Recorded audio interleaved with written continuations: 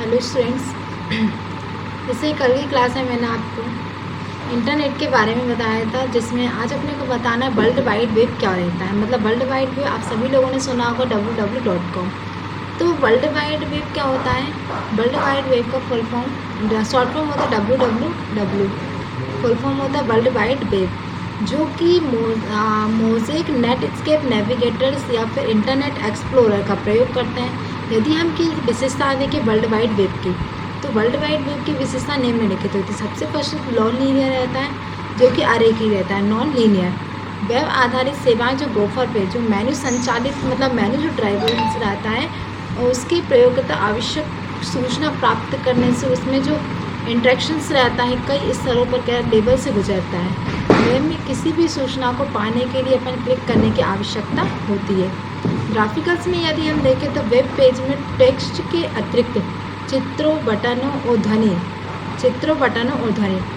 फाइलों के लिए लिंक समावेशित होता है। इस प्रकार इसमें मल्टीमीडिया के अनुप्रयोग, मतलब एप्लीकेशंस का क्या कहते हैं, समावेश भी होता है। नेक्स्ट हमारा रहता है इंटरेक्टिव वेब आधारित दस्तावेज। प्रयोगकर्ता के बाद जो इंटरसेक्शंस रहता है, मतलब इंटरेक्शन मतलब जो संवाद की सुविधा प्रदान करना, ये इंटरेक्टिव टूल्स डायलॉग बॉक्स के फॉर्म्स जो रहते हैं उनके लिए इंटरेक्ट करते हैं।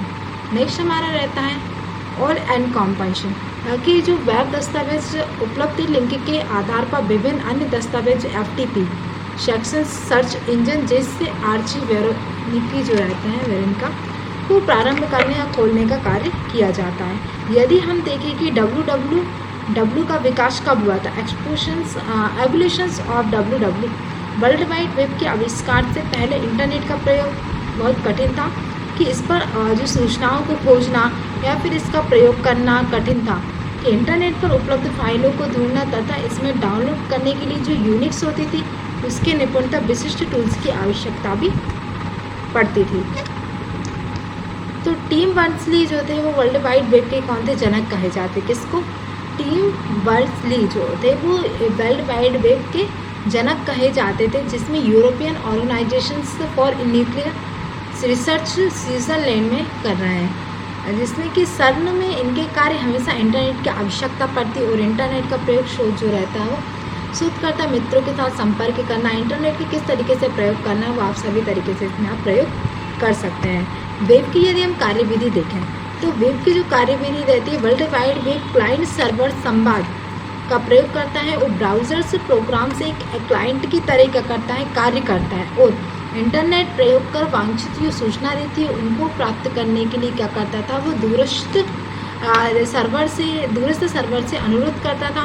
वह दूरस्थ सर्वर अनुरोध जो अतिरिक्त सूचनाओं को क्या करते थे, आग्रह करते थे, उनके पेज के साथ होता था। और URL जो मतलब हाइपर लिंक जो रहती है उसमें हाइपर लिंक URL भी प्रदान करता है। URL का फुल फॉर्म क्या रहता है, यूनिफॉर्म रिसोर्स लोकेटर।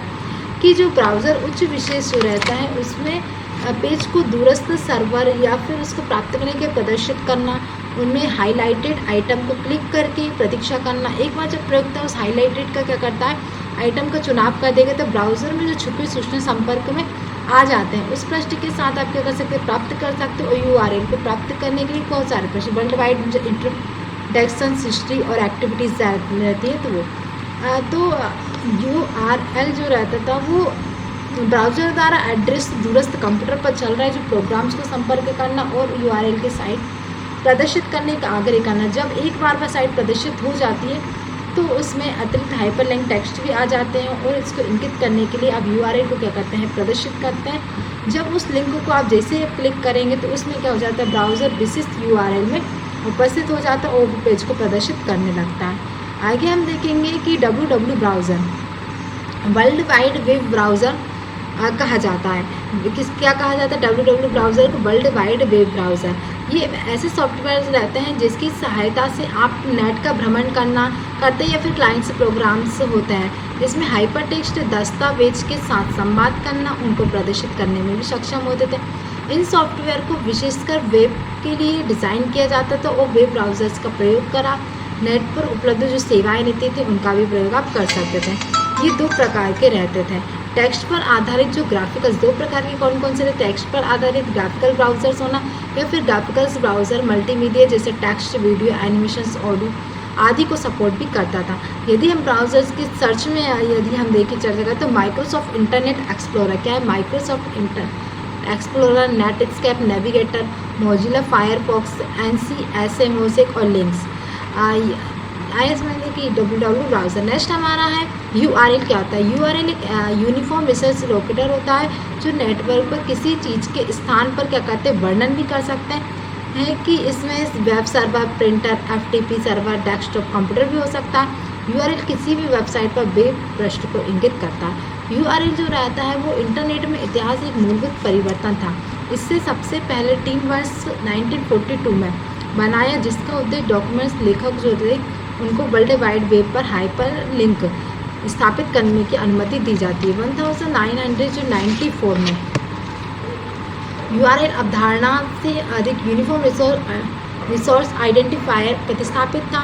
जैसे कि फ़ाइल जो रहता है उसके स्थानीय सिस्टम पर एक फ़ाइल होना, FTP जो रहता है किसी एनोनिमस FTP सर्वर का फ़ाइल होना। HTTP क्या रहता है कि वर्ल्ड वाइड वेब सर्वर की कोई भी फ़ाइल, गोफर सर्वर की कोई file, web vice server file की फ़ाइल, न्यूज़ रहती है यूज़नेट का, न्यूज़ ग्रुप, टेलनेट का संयोजन होना। इस तरीके से ये कार्य अपने इसमें किए जाते थे। और भी जैसे कि माइक्रोसॉफ्ट इंटरनेट एक्सप्लोरर हुआ या फिर फायरफॉक्स हुआ। इस तरीके से आगे अपन धीरे धीरे इंटरनेट के बारे में सभी में आगे जानेंगे। तो आज की क्लास के लिए इतना ही। नेक्स्ट क्लास में कल मैं आपको आगे बताऊँगी। And thank you.